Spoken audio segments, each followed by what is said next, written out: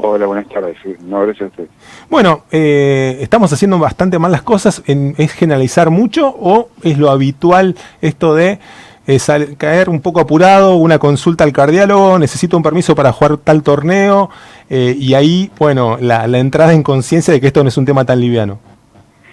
Sí, hay un poco de todo. En realidad hay gente que se evalúa bien y pues ahí, bueno, sí, está siempre el que necesita el certificado de último momento. Pero, mira, yo creo que el planteo en estos casos particulares han sido podría uno englobarlo en la muerte súbita de deportistas. Y en realidad lo que hay que valorar es, porque uno cualquiera de estas personas, yo no conozco la causa, pero supongo que es la causa más común de muerte en deportistas por encima de 40 años es la cardiopatía isquémica, es decir, los problemas coronarios. Asumo que esto ha sido debido a ese motivo, porque, bueno, por una cuestión estadística es el motivo más frecuente. Pero, suponiendo eso, habría que evaluarlo de dos maneras. Primero, hacer todos los controles habituales, que no son muy complejos, es decir, preguntarle, hacer un interrogatorio, un examen físico, tomarle la presión, hacer un electro, probablemente una ergometría, que es un estudio útil para detectar problemas coronarios detectables. Ahora, la gente tiene asumido que esto es muy eficaz para detectar esos problemas, y en realidad no es así. Te voy a dar un ejemplo que es lo que trato de explicarle a la gente que hace deporte más allá de los 40 años o que intenta hacer deporte. El deporte es muy beneficioso con el deporte aeróbico sostenido, cuando tiene un plan atrás, cuando hay un entrenamiento, cuando hay una cuestión de progresiva y controlada y dirigida por una persona que sabe, por un profesor de educación física o lo que sea. Ahí es efectivo el ejercicio. Si el ejercicio es episódico y totalmente descontrolado, sin ningún tipo de valoración ni planificación, puede ser más riesgoso que quedarte en tu casa caminando. Claro. Eso por un lado. Y por otro lado, yo te voy a plantear una situación digamos, entre comillas, de sentido común. Si uno tiene un amigo que mide 1,60 m, pesa 80 kilos, tiene 55 años, o tiene 50 años, fuma, tiene colesterol alto, tiene un poco de presión alta, y tiene antecedentes familiares de problemas cardíacos, y vas y le haces un interrogatorio, un examen físico, le tomas la presión y le da ahí nomás justo, más o menos normal, le haces una ergometría y no le da nada, y vos te quedás tranquilo, vos le decís, está todo bien, andás a jugar al fútbol. Es un poco lo que uno tiene que pensar y usar la cabeza, más allá de que la ergometría le dé bien, hay cuestiones de riesgo que hay que bajar, hay que disminuir el riesgo, ¿entendés? No importa, está bárbaro que la ergometría le dé bien, pero en realidad uno tiene que pensar que esa persona está en riesgo igual, porque la ergometría puede detectar lesiones que tienen un porcentaje de obstrucción del 60, el 70, el 80%, pero las lesiones que se complican y producen la muerte son lesiones del 20% que yo no las detecto con una ergometría. Entonces es un proceso complejo, no es tan sencillo como hacer una ergometría. Doctor, implica una serie de responsabilidades compartidas. Claro. ¿Hay una edad a donde se es más reticente al tema de los controles o se piensa, no, yo estoy bárbaro como usted dice, ¿no? Me hice una ergometría, me dio todo bárbaro, yo estoy re bien, estoy pila? ¿Hay una edad donde se es más temerario o no? Sí, bueno, obviamente cuando uno es más joven tiene muy poca noción de que va a pasar algo. Claro.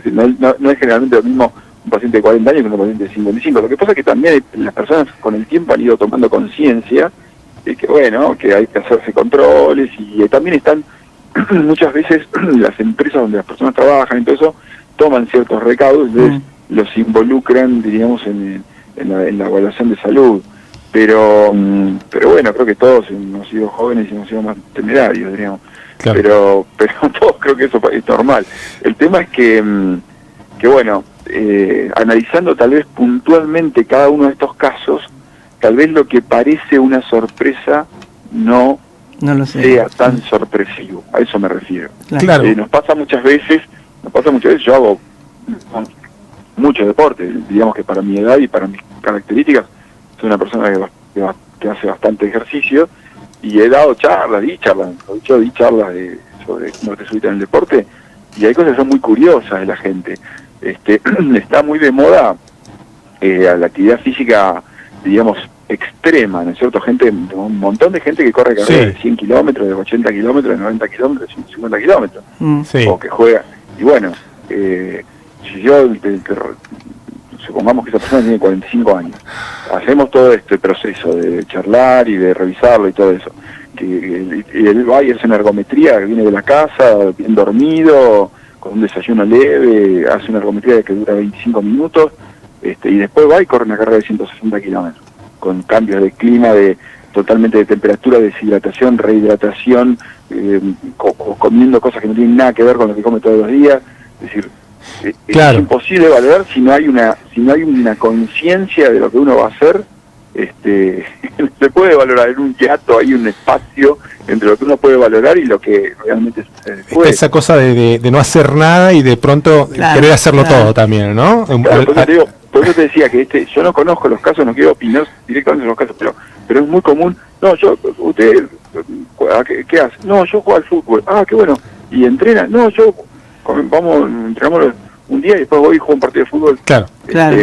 Y el tipo piensa, el paciente o las personas, piensa que tiene 20 años, corre como si tuviera 20 años, se pelea, grita, o toman bebidas energizantes, toman bebidas con cafeína, re común eso. Sí, o después el tercer tiempo de cerveza y asado. Sí, claro, también, pero me refiero a que se fuman un pucho del entretiempo, esa es la otra también. Claro, ese tipo de cosas son difíciles de valorar. Claro. Entonces, yo creo que todo tiene que tener un compromiso de las dos partes, claro. pero tiene que haber un sentido común. Está buenísimo y yo creo que es imposible a los 50, 40 y pico de años hacer ejercicios en serio si no tiene una valoración cardiológica. No se puede hacer. Claro. Pero más allá de la evaluación cardiológica hay que utilizar, hay que ser francos sobre la situación y la posibilidad de hacer qué tipo de ejercicio y cómo, progresivamente, con una persona que lo controle, etcétera, etcétera, etcétera. Eso es más útil que una ergometría. A eso me refiero. Sí, también los cambios de hábitos, ¿no? Que a partir de cierta edad es conveniente incorporarlos, como el no abusar de la sal, ni de la grasa, ni de la carne, ni del alcohol, ¿verdad? Y la actividad física moderada. Me parece que hay montones de ítems que tenemos que ir cumpliendo, aunque no nos guste.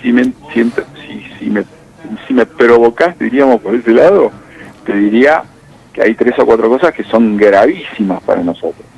Gravísimas. ¿Cuáles?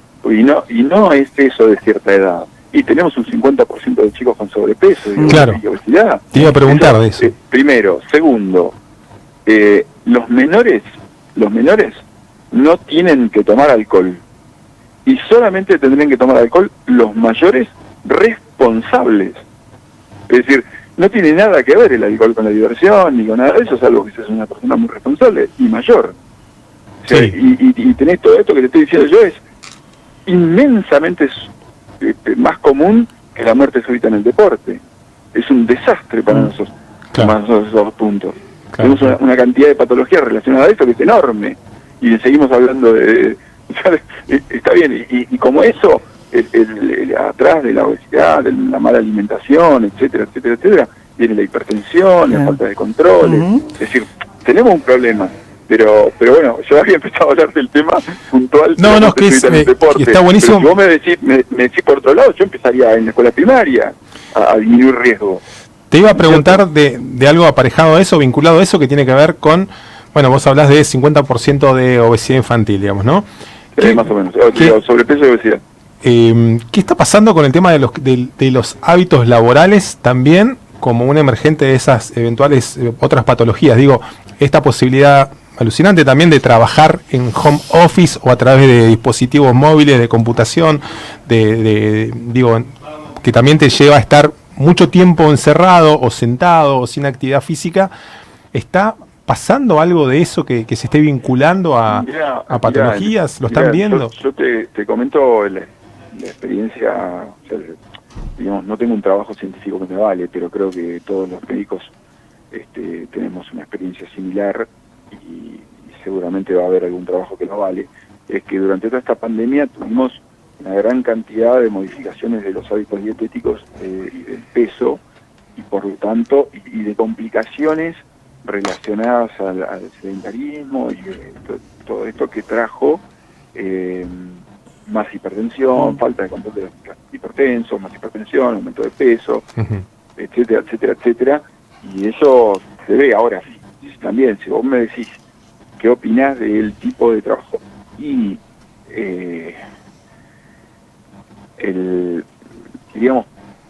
el rédito del trabajo, está demostrado que si lo tenés en tu casa y no hay un control eficiente, trabajás el doble y cobras la mitad. O sea, salís más barato. Sí. Salís más barato. Salís más barato, me refiero, el trabajador sale más barato, ¿por qué? Porque el empleador no paga ni la luz, ni el gas, ni el teléfono, ni la computadora, ni internet, no paga nada. Y le siguen pagando lo mismo y encima lo llaman a todos los horarios que pueden y lo mantienen en línea. Y bueno, viste, yo creo que tiene que haber una evolución en ese sentido. Tiene que haber evolución. Sí. Creo que tal vez estaríamos hablando de un tema un poco más complejo. No te preguntaba, digo, porque pero en función de eso que vos decís, uno puede hacer, digo, yo trazo la línea lógica de más tiempo de laburo, como lo describís vos, y, es decir, más, y en este contexto de conectividad en la que se suelen desarrollar esos trabajos, o estas posibilidades, bueno, más tiempo inactivo o con sedentarismo, digamos, ¿no? Y sí, ya sobre un cuadro de situación previa, que en el caso de los niños, bueno, ya lo veníamos viendo, digo, más encierro de pandemia, digo, es digo, por más que te digan, y también está buenísimo poderlo haber hecho en todo caso, esto de, te puedes meter en YouTube y hacer ejercicio, digo, hacer 15 minutos diarios de ejercicio ha costado bastante en la pandemia. Si te abren el Parque Norte para salir a correr, te da mucho más ganas, digo, me imagino. Y además estamos hablando de la disciplina, ¿no? Ahí. Sí, vos cuando haces ejercicio en el televisor, olvídate de la socialización, del aire por libre, supuesto, por supuesto. O sea, la verdad que si la salida de trabajar 20 horas con la computadora son 25 minutos con la televisión, estamos complicadísimos. Sí, creo que bueno, que hay inclusive hay países que están planteando trabajar menos horas. Sí, se está pidiendo una jornada de 6 horas. Y sí. Acá también. Sí. Hay muchos motivos para hacer eso, hay muchos motivos para recortar ese tipo de temas. Bien. Bienestar, la cuestión económica, el movimiento económico. En los países donde se cortó el horario laboral, aumentó el gasto por supuesto que tiene que estar acompañado de mantener cierta cantidad de ingresos por las personas, pero aumentó el gasto en cultura, aumentó el gasto en deportes, aumentó el gasto. Entonces, es como que la gente se queja acá de, bueno, hay un feriado largo, le pusieron un día más a feriado largo. Claro, es verdad, hay gente que eso le perjudica porque hay negocios que venden menos, pero hay un movimiento económico tan grande que también por otro lado trae beneficios. Es decir, son situaciones que hay que valorar muy bien en cada contexto, ¿no? Claro. Pero obviamente, si para redondear, digamos, esta idea, yo sigo sosteniendo que la única forma de controlar estas cosas es ir hacia un estado de bienestar. Claro. Es ir hacia un estado de bienestar en donde haya pautas que no se puedan transgredir por intereses privados, que lamentablemente es así, es así, porque hay paredes, bueno, a todo el tipo que trabaja hay que darle tal servicio de salud, tal horario de trabajo, tal sueldo, bueno, y ahí la gente se puede organizar y puede vivir. Claro. Uno tiene que tratar de lograr eso y bueno, digamos, lo demás es todo emparchar, ¿no? Es emparchar. Bien, Federico. A mí, ¿no? Te agradecemos. No, me parece que sí, que sí, se requieren de estas miradas más amplias y de largo plazo y bueno, también de sostenerlas. Pero bueno, y de prevención. ¿no? Vas mirando, ¿viste? Vas mirando, pero yo te quiero dejar una reflexión. Perdón, totalmente, disculpame si abuso de tu confianza. No, pero yo estaba escuchando lo del acuerdo con el FMI justo cuando hablabas y estaba escuchando y llegamos a la conversación y llegamos al estado de bienestar, ¿no es cierto? Sí. Y yo te dejo una reflexión, que yo soy un tipo, tengo 59 años, y digamos, me encantaría que esto sea un debate nacional, porque nos compete a todos y también a la parte de salud. ¿Qué cosa? Vos fíjate, exactamente. Te lo voy a decir. Tenemos un 5% de argentinos, sí. un 5% de argentinos que tiene depositado en el exterior entre 400 y 600 mil billones de dólares. Sí. ¿Sí? Sí. Bien. Ese 5% de los argentinos tiene esa cantidad de dinero. Y nosotros tenemos acá 50% de pobres. Sí. Un sistema de salud destrozado, un sistema educativo en crisis, y pedimos plata afuera y nos volvemos a endeudar con plata que no se queda acá. Sí. ¿A vos no te parece que eso tendría que ser un debate nacional en donde se incluyera todo ese dinero para, de alguna manera, hacer que ese dinero vuelva a la gente para poder tener un sistema de salud, una vida y un futuro? ¿Y cómo se hace? A mí me Sí. parece que sí. Tendría que ser un debate nacional, no un debate en el Congreso, un debate en todos los niveles del país para ver cómo sucedió eso, cómo hacemos que esa plata vuelva y cómo hacemos que no se vaya más. Y sacarle las etiquetas políticas y los colores políticos. claro. Es decir, cómo hacer que sea una causa nacional, cómo hacemos para solucionar esto. Sí, totalmente, claro. Sí. Exactamente, una causa nacional. Sí. Sí, es más, te digo más. Uno tiene la tendencia a decir, bueno, pero esos tipos son unos tales de cuales. No estoy juzgando nada. Lo único que estoy diciendo es, muchachos, tenemos esa cantidad de plata afuera, el país está mal, tenemos que debatir cómo hacer para que esa plata vuelva a la gente y tengamos un país mejor. Sí, claro. Y obviamente hablas de los miles de millones de dólares que están afuera. Lo otro es la cantidad de comida que tenemos como país, ¿no? Que generamos y que exportamos, ¿no? Digamos, tenemos cifras para rompernos la cabeza a full, sí, claro. Es tremendo, pero Sí. vamos a suponer que vos tenés este conflicto y estamos negociando con un Fondo Monetario Internacional que nos obliga prácticamente a hacer ciertas pautas que evidentemente repercuten en la salud, en la educación, en la vida de la gente. Sí. Entonces tenemos, es más, la cifra que dieron es de 400 mil millones de dólares. Esa cifra yo la leí en el diario La Nación hace por lo menos 5 o 6 años. Sí. Así que eso es un disparate, hay muchísimo más.